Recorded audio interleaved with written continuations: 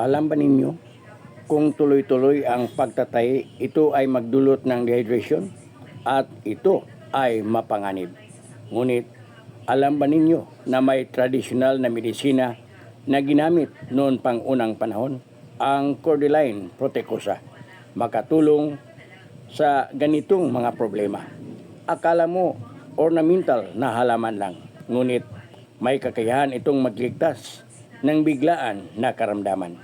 Sa pag-aaral nila, Charmin at Natter et al. Noong 2019, ginamit nila ang methanolic extract ng dahon ng Cordyline protecosa at ginamit nila ito sa daga.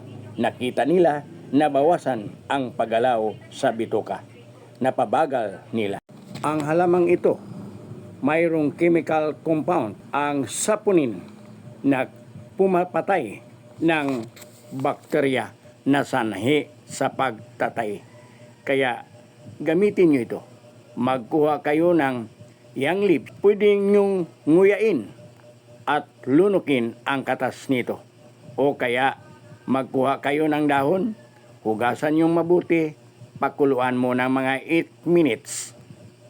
At pag malamig na, inumin ninyo 3 times a day. Gamitin nyo ito.